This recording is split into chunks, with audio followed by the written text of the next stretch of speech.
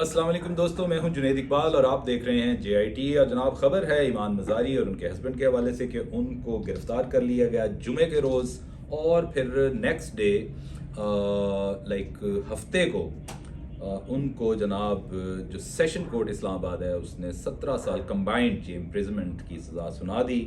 और आरोप वही लगाया on multiple charges related to controversial social media post जो ये अरसा दराज से करती आ रही थी। को गालबन अगर आप देखें 2021 से 25 तक तो काफ़ी ज़्यादा इसमें मामलात हुए हैं। तो बहरहाल आपको ये भी पता है कि पीका एक्ट इस वक्त जनाब अपनी तमाम तर तवानाइयों के साथ लागू हुआ है, और अभी एक रिसेंट अमेंडमेंट भी आई, इसमें कुछ चेंजेस भी उन्होंने किए हैं। मज़ीद इसको ज़रा थोड़ा सा इस तरह के एलिमेंट्स को नैरो डाउन किया है उसमें।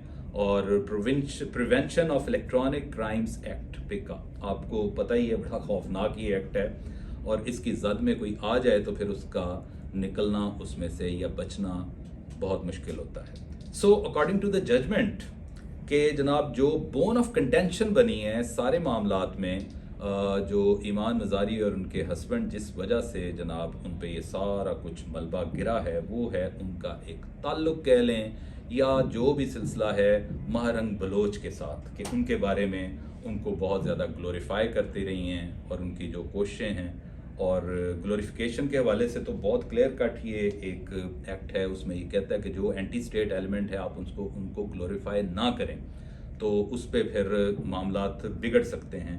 तो जनाब ये महारंग बलोच के हवाले से छोटी सी बात कर दूं, BYC है जनाब, ये इनका जो बलोच यकजहती कमेटी है उसकी लीडर हैं, और एक्स्ट्रा जुडिशल किलिंग्स और मिसिंग पर्सन जो वहाँ पे बलूचिस्तान में उनके हवाले से ये अक्सर व बेशतर आवाज़ बुलंद करती रही हैं। लेकिन यहाँ तक नहीं, इनके मामलात और भी कुछ हैं जो यार लोगों से मालूम होता है, हम तो भरा पड़ा है ये इन्फॉर्मेशन आपकी ऑनलाइन भी आप समझ सकते हैं, देख सकते हैं कि वो she is also carrying some bad baggage कि जो बाकायदा एंटी स्टेट नैरेटिव की तरफ आपको ले जाते हैं।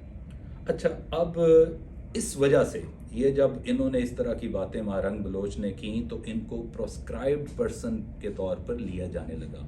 आपको प्रोस्क्राइब्ड पर्सन एक लीगल टर्म है, आपको पता ही है।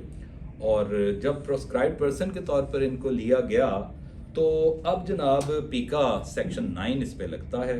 क्लियर कट है कि glorification of a proscribed person is a criminal offence. जी हाँ, जिसका मुर्तकब ये दोनों मियाँ बीवी होते रहे, और ये उसकी जनाब ऐसे विक्ट्री के साथ तस्वीरें और उसकी कॉल को ग्लोरीफाई करते रहे कि अब आएगा मज़ा, अब पता चलेगा, अब गेम स्टार्ट हुई है, वट एवर जो कुछ भी है।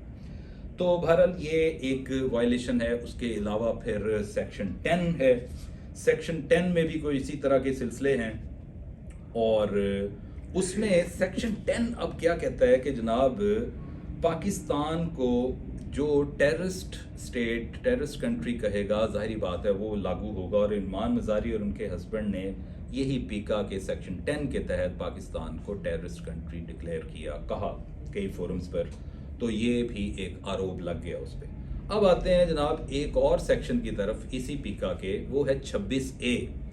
26A क्या कहता है? डिसमिनेशन ऑफ फॉल्स और फेक इंफॉर्मेशन। अब ये बात बहरहाल है, बहुत सारे लोगों ने सुन रखी है कि ये डिसमिनेट करती रही हैं एवरी नाउ एंड देन।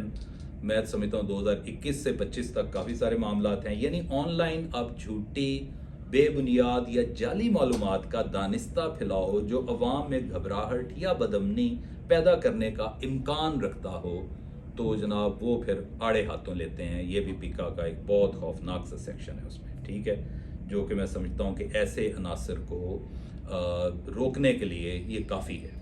अब आखिर पे सवाल एक यहाँ पे ये उठता है कि इंटरनेशनल फोरम्स, चूँकि ख़ुद वो जो ह्यूमन राइट्स की लॉयर हैं, तो ज़ाहिर बात है इनके रवाबित भी बाहर के दुनिया से बहुत सारी तंजीमों से हैं, जैसे कि एमनेस्टी इंटरनेशनल है, लॉयर्स फॉर लॉयर्स है, और फ्रंट लाइन डिफेंडर्स।